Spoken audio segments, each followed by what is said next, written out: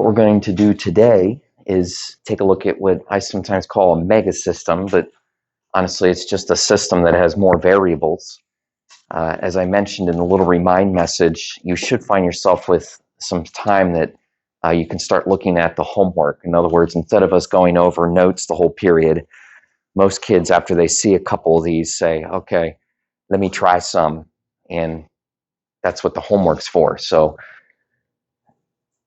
let's talk a little bit, but then let's give you an opportunity to get started on working on some of these.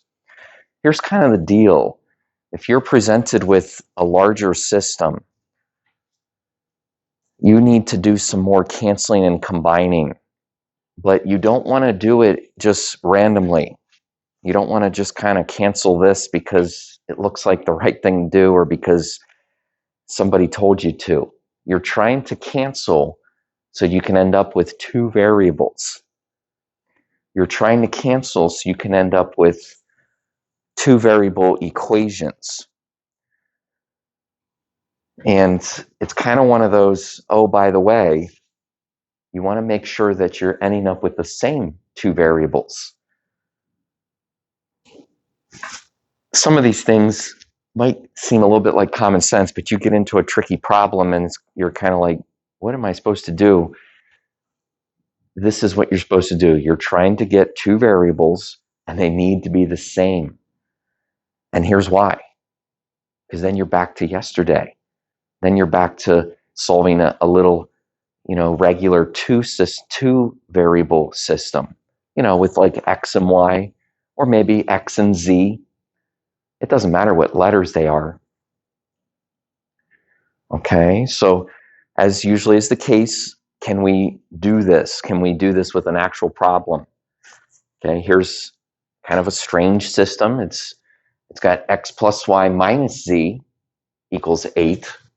And then it's got just 2y plus z equals -1. And 2x plus y equals 11. So it's kind of all over the place. By the way, be careful. I say this for my own sake too, that your z's don't look like 2's.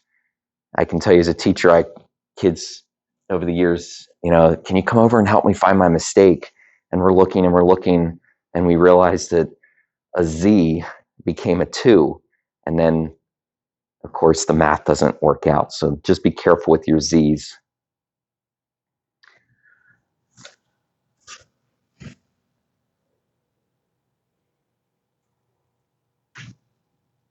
Now, maybe this problem can be kind of easy. In the end, it probably will be. But I still want to make sure that we kind of have a plan of attack and it's not just random.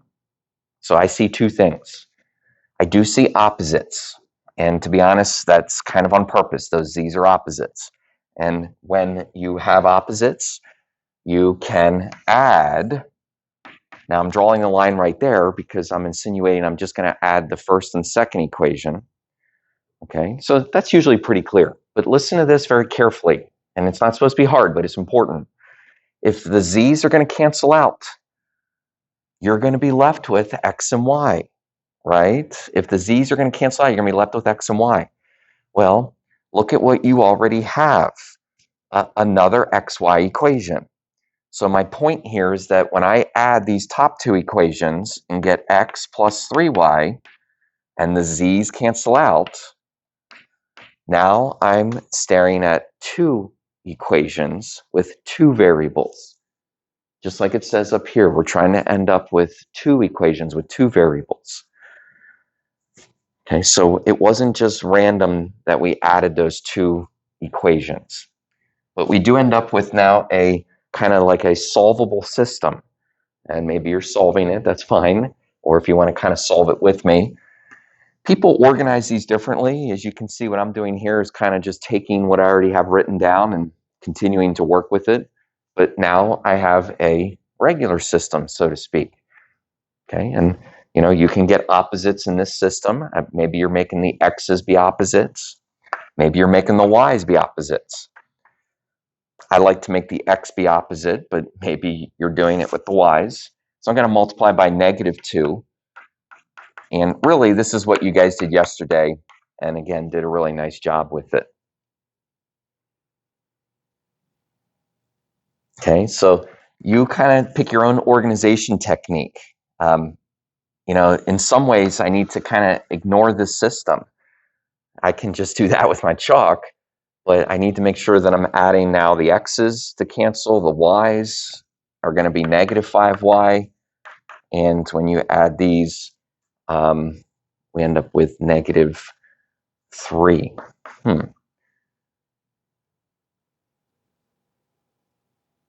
Seems like it's okay, but what is going on here?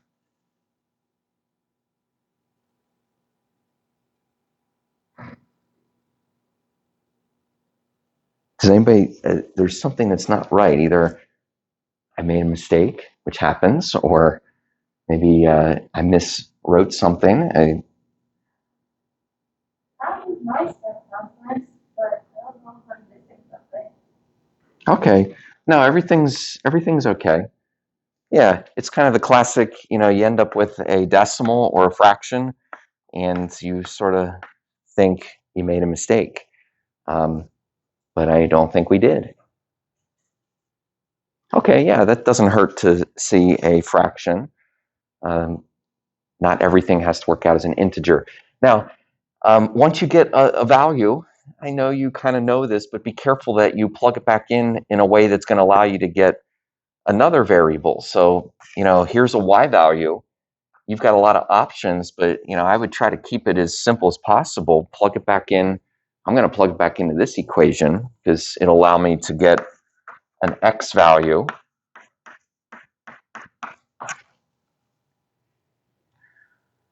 Okay, so I guess kind of the thought here is make sure when you're plugging back in that you're doing it in a smart way that leads you to an additional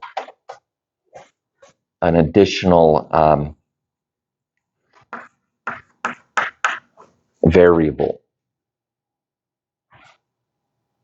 Okay, you can kind of decide. You can use a calculator. Here we're subtracting 3/5. I mean, some people just take 11 minus 3/5. You end up with a decimal. We tend to like to write answers as fractions when possible. You could make a common denominator of 55 or of 5, which would be the same as 55 over 5. So basically it's 3 take away from 55, which is why this is equal to 52 over 5. So decimal or fraction, but you got to divide it by 2 regardless. Okay, so you divide it by 2, and we either end up with 5.2, or again, if you divide this by 2, it's just like the denominator increasing 2 times. Okay, and it's a little messy with the decimals, but it is what it is. So we can write it as a decimal or a fraction. Now you got x, you got y. Make sure you go back and find z. You can plug into the first equation, because I could plug in x and y, or I could plug into just the second equation.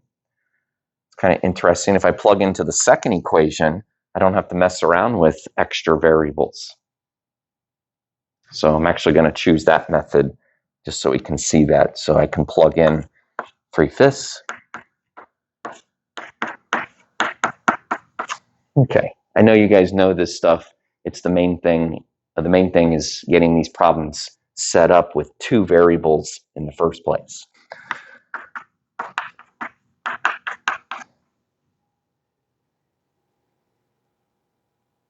Okay, working with some fractions, -1 minus 6/5 will get you your z value. You do have to think about common denominators if you're trying to do that. Common denominator here makes this turn into basically -5 over 5, which is why when we subtract 6/5, we get -11/5.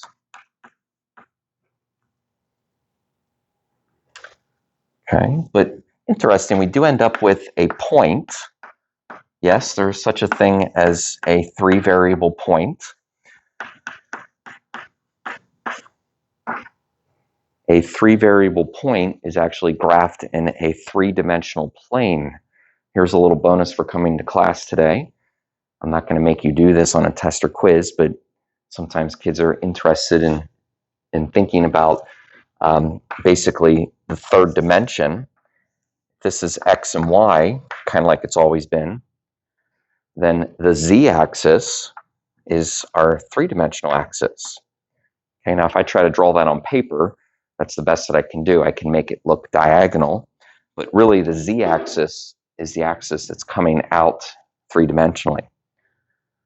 So if I was going to graph 26/5, 3/5, I would go 26/5 x, 3/5 y, and then I have to go backwards into the wall, a -11/5. Okay, it's technically a three-dimensional. And when we talk about the intersection of lines, it's actually the intersection of planes. A plane is a three-dimensional surface. Actually, a plane is a two-dimensional surface, but when you have three planes, then they become three-dimensional. This is the intersection of three planes as a point. It's basically that one place where they all come together. The other things up here are not points, but they could intersect like lines. This one up here is where they intersect as one line. And then this is kind of like your classic no solution because the planes don't intersect. Okay, you're not going to have to do anything with this. I'm just showing you that there's many options. This is the common one. This means that it's consistent and independent because, again, it intersects at exactly one point. Let's do one of these, and it probably will be the last one that we do, but it's very important that I show you guys how to handle a larger system. And honestly, this one has more options.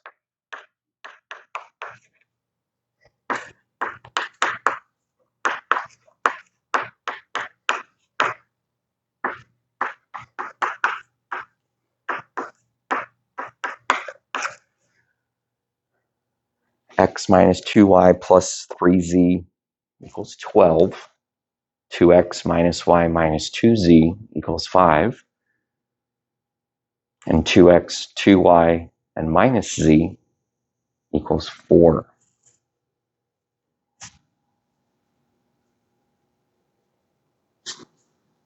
Okay, now we're talking. How do you solve this? Okay, again, not just jumping in and kind of just canceling stuff out at random. Although we do want to cancel some things out.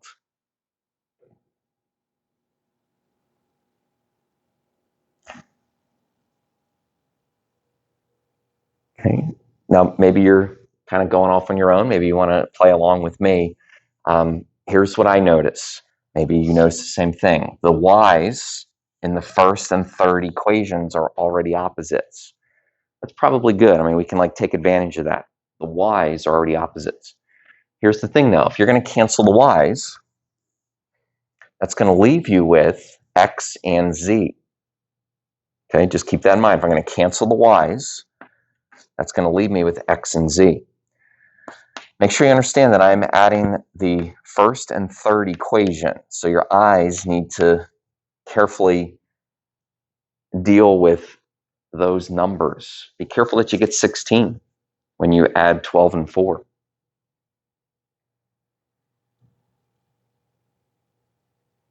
Now, since I have an x and z equation, I've kind of made a decision. And that decision is that I need to make another x and z equation. That means I need to add two other equations. Okay, now when I say add two other equations, they just need to be a different combination. So I can reuse one of these, but I need to get this middle equation involved. And I need the y to cancel again. Okay, now the easiest way to make the y cancel again is to multiply by 2. When you multiply that middle equation by 2, again, you kind of have to decide how you're going to organize this. Some people will rewrite it off to the side.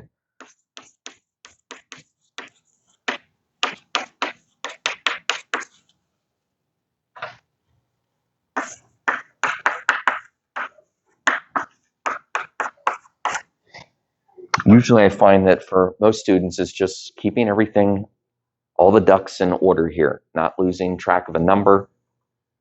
And we're going to add these equations and once again end up with x and z. Okay, you get 6x, you get minus 5z, and this time we get 14.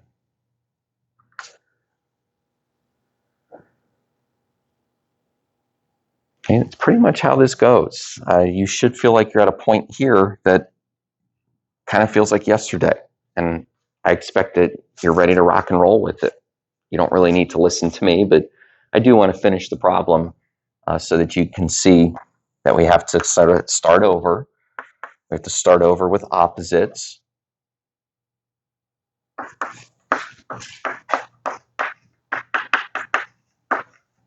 If you make x be opposite, you would multiply by -2. If you made the z's be opposites, then you probably were working with getting the number 10 or -10. This problem actually works out as integers, which is nice.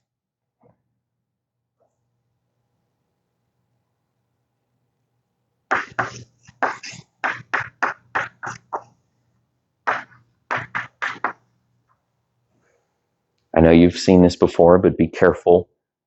A wayward negative sign or missing a positive changes the whole problem. So z equals +2, at least if you're solving for that one first.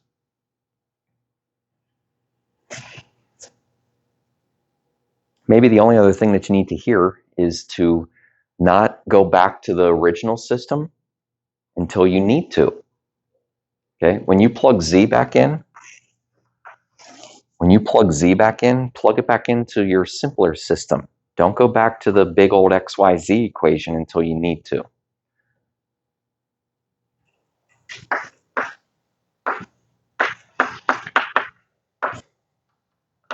All right, now this is why I want to give you guys some time, because it would be much smarter, much better use of time to just let you guys work on some of these in your homework instead of doing another one on the board. But I'm going to encourage you to see if you can solve some of these mega systems.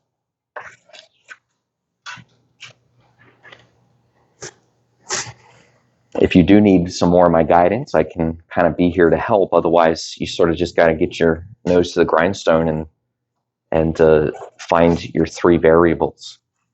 By the way, if you're following me here, I'm going to plug back into the top equation. I don't know. Actually, I might plug into the bottom equation. It doesn't really matter. You can plug into any equation you want.